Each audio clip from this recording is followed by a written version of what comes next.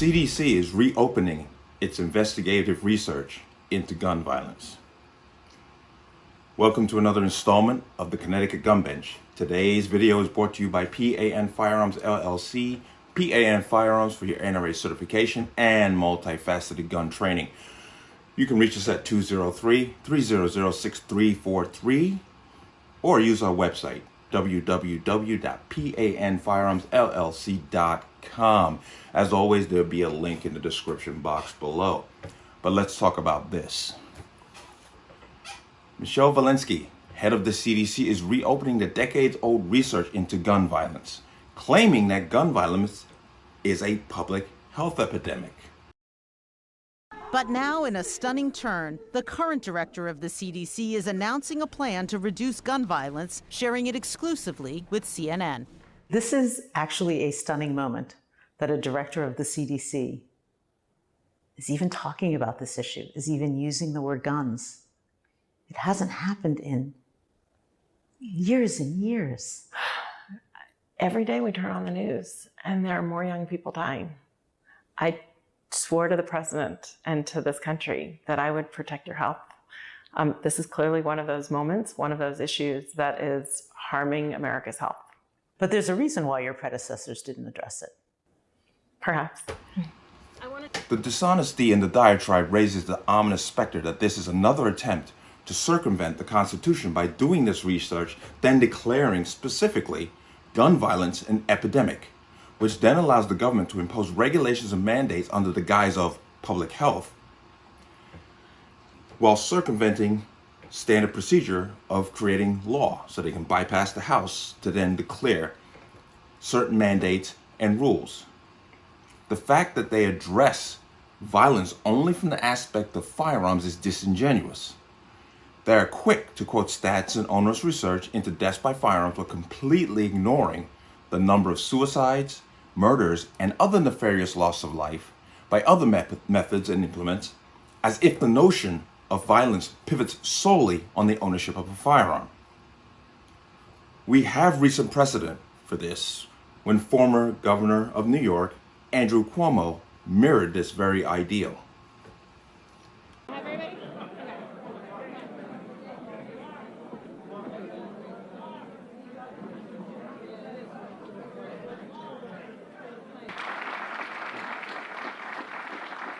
We're post-COVID, knock wood, knock everything. We're post-COVID, but there's still low tide inequality, and it is still a matter of life and death. We went from one epidemic to another epidemic. We went from COVID to the epidemic of gun violence and the fear and the death that goes along with it. It's been all over the newspapers. It is undeniable. It's so bad that when you look at the recent numbers, more people are dying of gun violence than of COVID. People are dying every day out there. Time is not on our side. Begin by acknowledging the problem. And you know what? The problem is, it is a statewide problem, and it is an emergency. And I want the people of the state to understand that. And I want them to respond to the emergency for the way it is. So today, first state in the nation is going to declare a disaster emergency on gun violence. Through this emergency action, he circumvented the law and Constitution to enact draconian measures as a public health threat, and opening the door for victims of gun violence to sue gun manufacturers in violation of the 2005 Protection of Lawful Commerce in Arms, which shielded gun manufacturers from lawsuits where an individual used their products in an unlawful manner.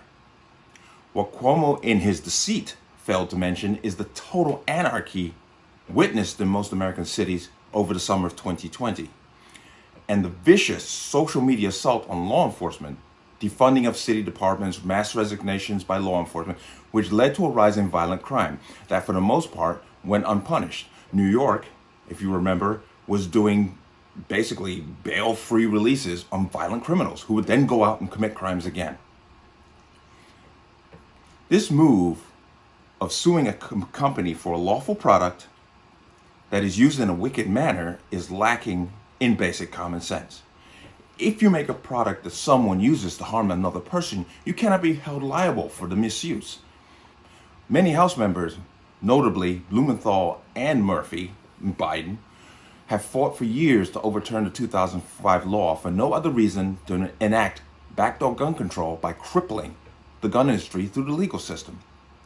Most pointedly is the lawsuit against Bushmaster Firearms by the families of those who lost family members in the incident at Sandy Hook Elementary School, which, if allowed to take root, would spawn numerous frivolous lawsuits against the industry.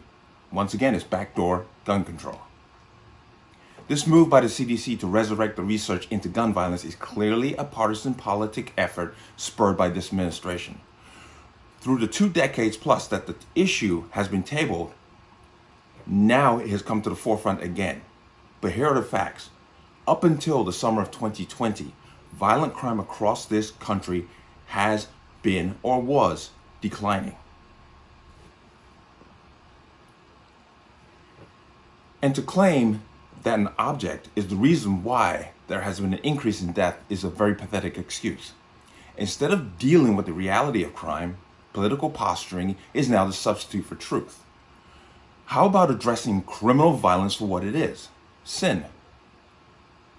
Open up the Bible. Sin.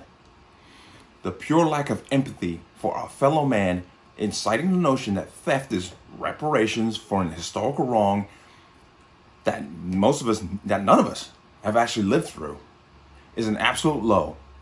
And generally, we care so little for each other that excuses for poor behavior is now the norm. Violence did not begin with the firearm. Cain slew Abel with a rock. And it will not magically end the notion of violence with their removal.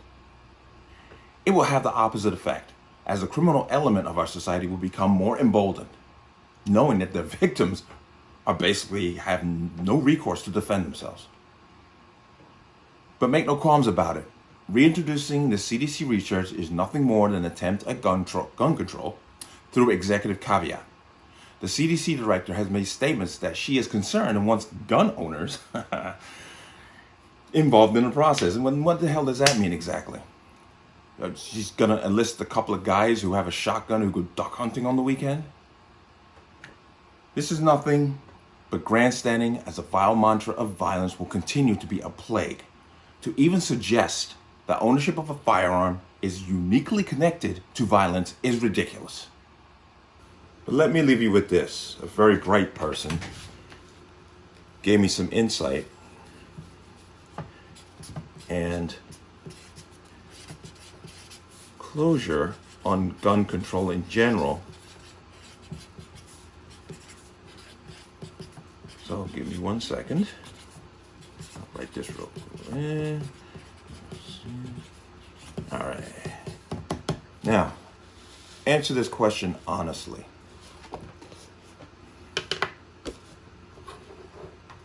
Did the marker do this? Or did I do this? Think about it. But let me know what you think. As always, you can leave your comments in the comment section below. Once again, any calls to violence or statements of violence will be removed. Please like, share, and subscribe. Make sure you hit that notification bell so you get notified the next time a video goes live. And I'm going to see you on the next one. Peace.